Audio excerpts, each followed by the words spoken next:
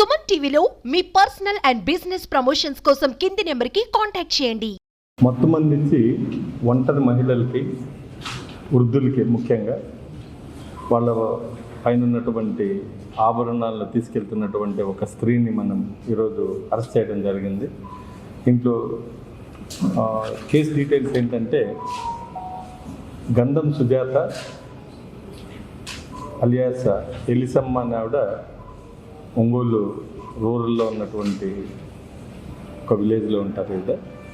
ఈవిడ 2013లో విజయవాడలో దొంగతనం కేసులో కూడా అరెస్ట్ కాబడింది.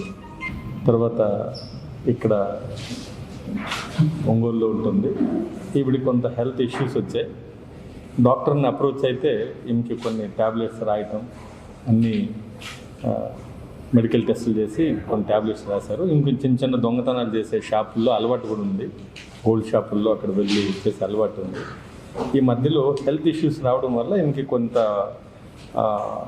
మత్తు వచ్చేటువంటి ట్యాబ్లెట్స్ కూడా ఈమెకి డాక్టర్స్ ప్రిస్క్రైబ్ చేయడం జరిగింది. సో ఈ వాడే క్రమంలో ఆ నిద్ర మాత్రలు ఈమె వేసుకోవడం వల్ల ఈ ట్యాబ్లెట్స్ వల్ల నిద్ర వస్తుందనేసి ఈమెకి బాగా ఐడియా ఉంది. కాబట్టి ఈ లోపల కొన్ని సీరియల్స్ చూసే అలవాటు కూడా ఉంది ఈమెకి.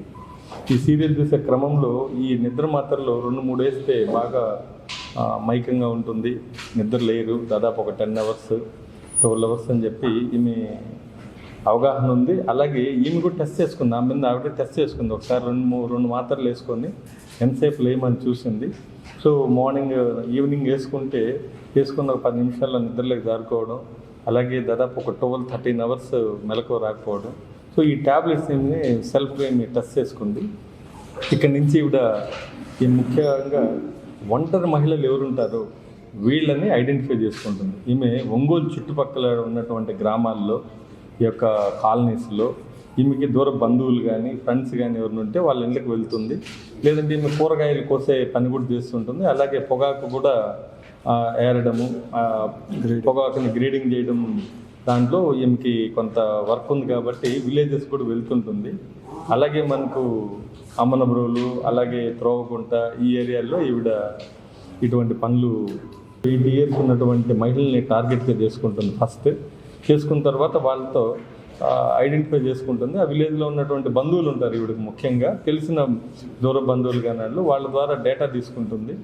వాళ్ళకు కూడా తెలియకుండా ఈ ముసలావిడ ఇంటికి వెళ్ళి చిన్న మాటలు కలుపుతుంది. ఆ ముసలి వాళ్ళు కూడా ఎవరన్నా కొంత బాధల్లో ఉంటే ఆమెకి సానుభూతి చూపించినట్టు నటించి ఇంట్లో గిన్నెలు తోవడం, అలాగే అన్నం వండి పెట్టడం. ఆ ముసలివాడికమ్మ నీకు ఎవరు చూసేవాళ్ళు లేరు అని కొంచెం ఓదార్పు మాట్లాడడం వల్ల ఆ ముసలి వాళ్ళు కూడా అయ్యో ఎవరో వచ్చారులే నా గురించి పట్టించుకునే వాళ్ళని ఉద్దేశంతో ఉన్న సందర్భంలో ఈ అమ్మాయి ఏం చేస్తుందంటే, అది లాస్ట్ 2024 మంచి April May నెలల్లో మంచి ఎండాకాలం అవడం వల్ల నాకు దాహంగా ఉంది, బయట వెళ్ళి కొంచెం థమ్స్అప్ అయి తీసుకొని వస్తానని చెప్తుంది. సరే తీసుకెళ్ళినాకమ్మా మీరు కూడా తాగండి అని చెప్పి వాళ్ళని ఏదో ఒక విధంగా నచ్చజెప్పి థమ్స్అప్ మీకు ఆరోగ్యానికి మంచిది, లేదంటే ముసలి వాళ్ళు కదా వాళ్ళకి ఐడియా ఉండదు దీనిపైన. సో ఇది తాగిచ్చేదానికి ప్లాన్ చేసి ఆ కూల్ డ్రింక్స్లో ఒక 3 లేదా 4 ట్యాబ్లెట్లు వేసేస్తుంది. ఈమె హెల్త్ ఇష్యూస్ కొన్నటువంటి ట్యాబ్లెట్స్ని కొంచెం ఎక్కువ మోతాదులో కొనుక్కొని దీంట్లో 3-4 ట్యాబ్లెట్స్ వేయటం, వాళ్ళు ఒక 10-15 నిమిషాల్లో నిద్రపోవడం జరుగుతుంది. సో ఒంటి మీద ఉన్నటువంటి బంగారాన్ని ఆ విధంగా ఈవిడ తీసుకెళ్ళిపోయి ఇలా కుదవబెట్టుకోవడం, అలాగే వేరే వేరే షాపులో దీన్ని మార్చి కొన్ని ఐటమ్స్గా, అలాగే కొంతమంది దగ్గర కుదవబెట్టడం, కొన్ని అమ్మడం కానీ ఇలాంటివి చేసుకొని ఈవిడ చేస్తుంటుంది. మనకు ఈ క్రమంలో ఒక 2024లో ఒక 2 కేసులు అయ్యాయి. దీంట్లో ఒకటి త్రోవగుంట పోలీస్ స్టేషన్, త్రోవగుంట లిమిట్స్లో, రూరల్ లిమిట్స్లో ఒక ముసలావిడ ఇంటికి వెళ్ళింది. ఆవిడకి సేమ్ ఇంతకుముందు ఆవిడకి పరిచయం లేదు కానీ తెలుసు కాబట్టి ఆవిడ ఒక్కటే ఉంటుంది. ఆవిడ భర్త చనిపోయినటువంటి సందర్భం ఒక 1.5 year బ్యాక్. ఆవిడ ఇంటికి వెళ్ళి మాటలు కలిపింది. ఒక 10-15 నిమిషాల్లో కూల్ డ్రింక్లో ఆవిడకి ఈ మత్తు మాత్రలు ఒక 5-6 ఎన్ని అవకాశం ఉంటే అన్ని వేసి ఇచ్చేసింది. సో ఉన్నటువంటి ఒంటి మీద ఉన్నటువంటి నగలు తీసుకెళ్ళిపోయింది. సో ఈవినింగ్ 6 o'clockకి ఆ ఫ్యామిలీ మెంబర్స్ ఈవిడేదో పెళ్లి కార్యక్రమం ఉంటే ఈ ముసలావిని పిలుద్దామని వెళ్ళారు. వెళ్ళిన టైంలో ఆవిడ నోట్లో నురుగు కక్కుకోవడం అలా ఉంటే వాళ్ళు ఏమనుకున్నారంటే ఇది పెద్ద ఆవిడ కదా, హెల్త్ ఇష్యూ కదా అనేసి హాస్పిటల్కి తీసుకెళ్ళిన తర్వాత ఆవిడ అక్కడ చనిపోయారు.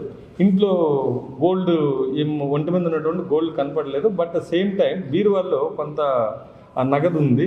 వాళ్ళు ఏమనుకున్నారంటే అరే ఇది దొంగతనం కాదు, ఇది ముసలావిడ ఎక్కడో పెట్టినట్టు ఉంది, హెల్త్ ఇష్యూ కదా చనిపోయిందని చెప్పి వాళ్ళు పోలీసుల దగ్గర కూడా రాలేదు. సో ఇది ఒకటి.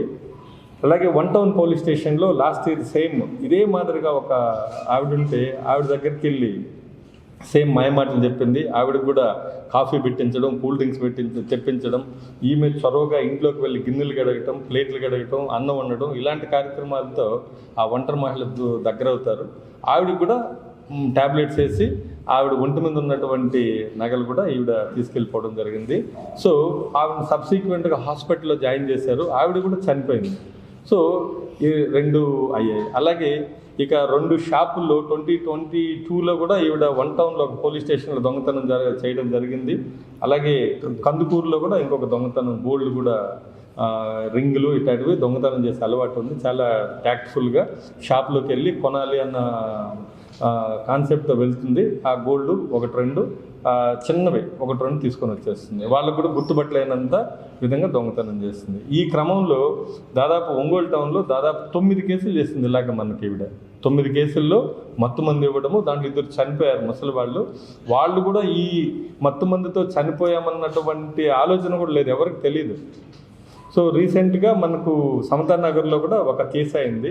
ఈ కేసులో ఈమె మందు తాగించడం, ఆ కూల్ డ్రింక్స్ గ్లాస్ మీద అంతా కూడా వేలు ముద్రలు ఇవన్నీ రావడంతో ఎవరో మనిషి మనకు తెలియదు కానీ సో ఇవన్నీ మనం కలెక్ట్ చేయడం జరిగింది, వేలు ముద్రలు ఇవన్నీ కలెక్ట్ చేయడం జరిగింది. ఆల్రెడీ వైజాగ్లో విజయవాడలో ఉన్నటువంటి కేసుతో మనం కనెక్ట్ చేసాం ఈ ఫింగర్ ప్రింట్స్తో కూడా.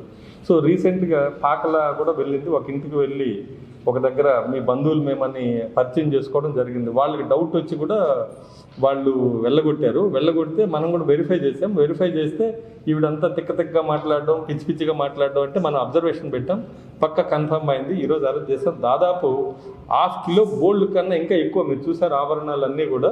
ఇది ఆల్మోస్ట్ 460 గ్రామ్స్ ఉంది. ఇంకా మనపురం ఫైనాన్స్లో కూడా కొంత కుదవబెట్టుంది.